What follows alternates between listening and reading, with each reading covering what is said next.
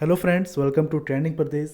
दोस्तों, यदि आप जेएसएससी या फिर जेपीसी के एस्पायरेंट हैं तो ये चैनल आपके लिए काफ़ी इम्पोर्टेंट है। इन एग्जामिनेशन के लिए झारखंड का जो सेक्शन होता है उसके लिए हर तरह का स्टडी मटेरियल इस चैनल में उपलब्ध कराया जाता है। और जो भी लेक्चर्स होते हैं आप उनको बाद में रिवाइज कर पाएँ, इसके लिए पीडीएफ फाइल भी टेलीग्राम में उपलब्ध करा दिया जाता है। ओके। और हाँ, क्विज सेशन भी, जिस टॉपिक पर लेक्चर उपलब्ध कराया जाता है उसका क्विज भी टेलीग्राम में ऑर्गेनाइज कराया जाता है। तो यूट्यूब चैनल और टेलीग्राम दोनों ही इम्पोर्टेंट है। इन दोनों चैनल, दोनों ग्रुप से हमारे साथ आप जुड़ जाएं। ओके। अभी आप देख रहे हैं कि टाना भगत आंदोलन ये जो है न्यूज़ में है। अब ये है क्या, इसके बारे में मैं आपको इस लेक्चर में बताने वाला हूं, जो कि काफ़ी इम्पोर्टेंट टॉपिक है। अच्छा, यहाँ पर एक बात का आप ध्यान दीजिए, यहाँ पर टाना होता है।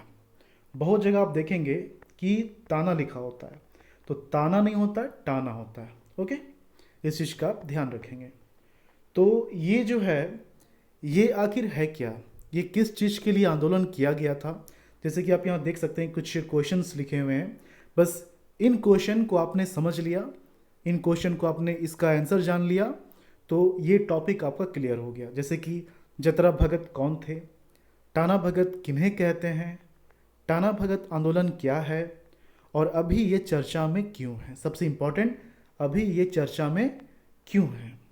तो ये 4 क्वेश्चन का आंसर इस लेक्चर में, इस वीडियो में बताया जाएगा, जिससे आप हर तरफ से इसके लिए, इस टॉपिक के लिए तैयार हो जाएंगे। ओके। साथ ही साथ इन क्वेश्चंस को बताने के बाद हम लोग कुछ और भी क्वेश्चंस करेंगे। जैसे कि आप यहाँ देख सकते हैं वो क्वेश्चंस कौन कौन से हैं। टाना भगत आंदोलन की शुरुआत किसके नेतृत्व में की गई, किसने की। टाना भगत आंदोलन कब हुआ। जतरा भगत के पिता का नाम क्या था। किसके नेतृत्व में टाना भगत आंदोलन असहयोग आंदोलन से जुड़े। विशुद्ध गांधीवादी तरीके से लड़ा गया पहला आदिवासी आंदोलन कौन था। टाना भगत को कितने वर्गों में विभाजित किया गया था। टाना भगत के जो वर्ग थे जिसमें विभाजित किया गया था ये, तो उनका नाम क्या था। और जतरा भगत की पत्नी का क्या नाम था। ये जो क्वेश्चंस हैं ये प्रीलिम्स के लिए इम्पोर्टेंट हैं। और यहाँ जो मैं आपको बताऊँगा ये प्रीलिम्स के लिए तो इम्पोर्टेंट है ही, साथ साथ जेएसएससी जेपीसी के मेंस और जेपीसी के इंटरव्यू के लिए भी इम्पोर्टेंट है। ओके, तो चलिए हम लोग स्टार्ट करते हैं। सबसे पहले हम लोग जानेंगे जतरा भगत कौन थे। ओके, क्योंकि टाना भगत आंदोलन को समझने के लिए सबसे इम्पोर्टेंट है जतरा भगत को आप जानें। तो जतरा भगत उर्फ जतरा उरांव, ओके, का जन्म सितंबर 1888 में झारखंड के गुमला जिले के बिष्णुपुर थाना के चिंगरी नावाटोली गांव में हुआ था। उनके पिता का नाम कोदल उरांव और मां का नाम लिबरी था। 1912 से 14 में उन्होंने ब्रिटिश राज और जमींदारों के खिलाफ अहिंसक असहयोग का आंदोलन छेड़ा और लगान, सरकारी टैक्स आदि भरने तथा कूली के रूप में मजदूरी करने से मना कर दिया। अंग्रेजों के खिलाफ जतरा भगत के इस विद्रोह को ही टाना भगत आंदोलन कहते हैं, जिसमें हजारों आदिवासी जुड़ गए थे। तो आप यहाँ पर समझ गए शॉर्ट में कि जतरा भगत कौन थे। उनका ओरिजिनल नाम था जतरा उरांव, बाद में जतरा भगत पड़ा। और थोड़ा और अगर डिटेल में मैं बताऊं तो ये जो है, इनको ऐसा माना जाता है कि सपना आया था और ये कहा गया था कि जो भी आदिवासी लोग हैं उनको मांस मछली नहीं खाना है और किसी भी तरह का हिंसा नहीं करना है, किसी भी तरह का पशु बलि वध नहीं करना है। तो इस तरह का काम इन्होंने स्टार्ट किया था। ये तो अपने समाज के लिए था और अंग्रेज़ों के खिलाफ जितने तरह के टैक्सेस होते हैं उन्हें ना देना, ये करने का फैसला इन्होंने लिया था। ओके, चलिए थोड़ा और हम लोग जानते हैं टाना भगत कौन है। टाना भगत अब जानते हैं। टाना भगत आंदोलन के सदस्यों को ही, ओके, टाना भगत आंदोलन के सदस्यों को ही टाना भगत कहा जाता है। पूरे भारत में शायद टाना भगत ही ऐसा समुदाय है जिसके सदस्यों का दिन शुरू होता है तिरंगे की पूजा के साथ। टाना भगत समुदाय के हर घर में तिरंगा उसी तरह से लगा होता है जिस तरह साधारण हिंदू परिवार में तुलसी का पौधा होता है। ओके। प्रतिदिन टाना भगत तिरंगे की पूजा के बाद ही अपनी दिनचर्या की शुरुआत करते हैं। टाना भगत अपने हाथों में अक्सर तिरंगा झंडा के साथ विभिन्न कार्यक्रमों में घूमते आसानी से दिख जाएंगे।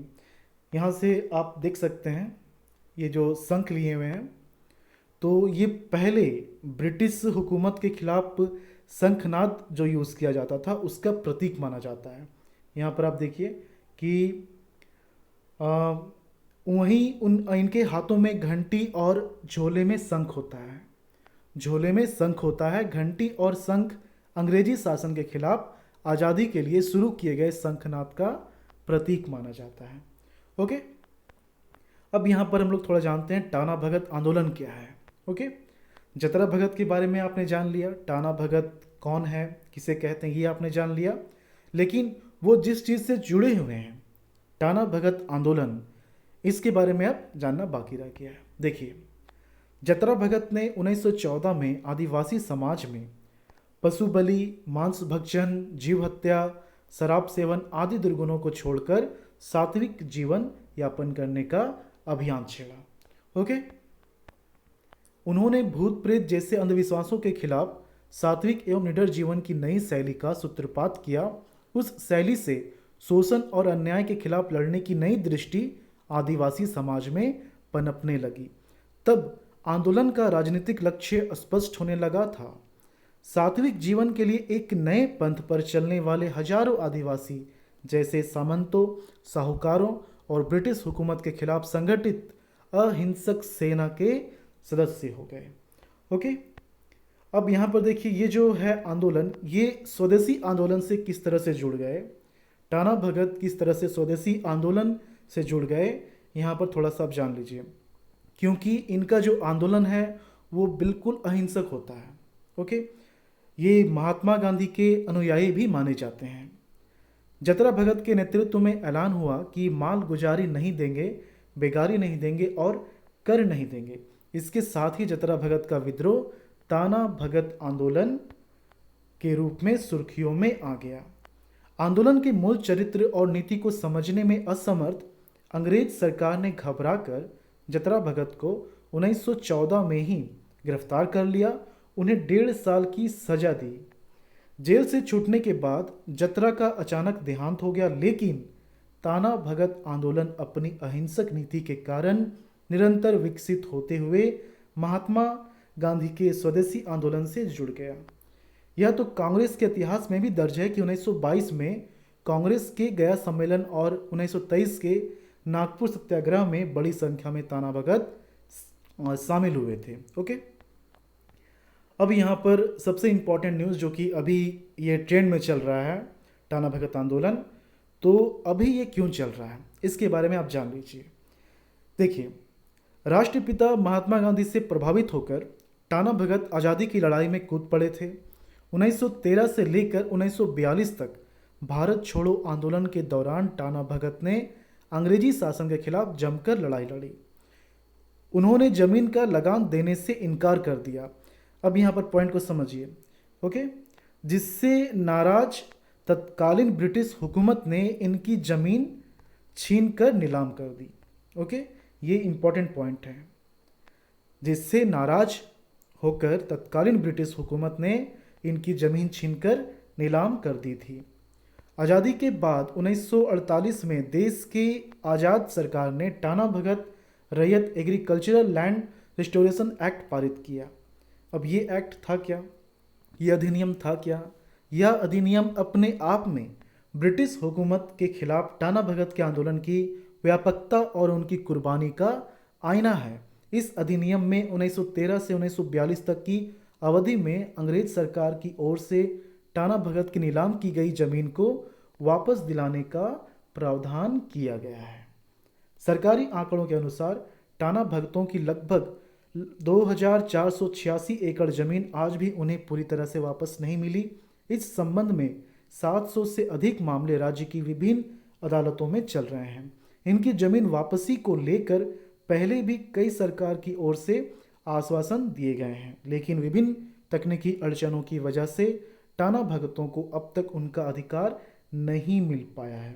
तो रीजन आप समझ गए कि जब इन्होंने आंदोलन स्टार्ट किया था, बेसिक क्या था कि कर नहीं देना है, तो अंग्रेजी हुकूमतों ने इनकी ज़मीन छीन कर नीलाम कर दी। अब इस एक्ट को पास किया गया। एक्ट का नाम क्या था? टाना भगत रैयत एग्रीकल्चर लैंड रिस्टोरेशन एक्ट।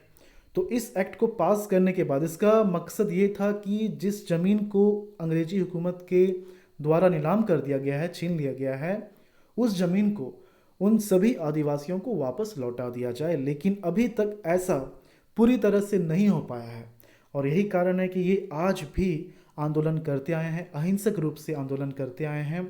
और लातेहार में, रिसेंटली लातेहार में ये 3 दिनों से आंदोलन कर रहे थे।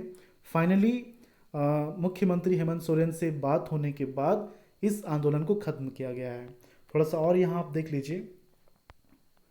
इन मांगों को लेकर आंदोलन पर टाना भगत राष्ट्रपिता महात्मा गांधी के अनुयायी टाना भगत भूमि पट्टा, पेंशन और छोटा नागपुर टेनेंसी एक्ट में मिले अधिकारों को लागू करने की मांग को लेकर पिछले 3 दिनों से आंदोलन पर थे। गांधीवादी तरीके से किए जा रहे आंदोलन के दौरान सैकड़ों की संख्या में इन लोगों ने रेल पटरी को ही अपना बिस्तर बना लिया था। मौके पर ही खाना बनाया जा रहा था। विभिन्न जिलों से आंदोलनकारियों के प्रदर्शन स्थल पर पहुंचने से प्रशासन की मुश्किलें बढ़ती जा रही थी। लातेहार के टोरी, यहाँ पर देख लीजिए जगह का नाम, लातेहार के टोरी रेलवे ट्रैक पर बैठे टाना भगतों का आंदोलन 55 घंटे बाद समाप्त हो गया।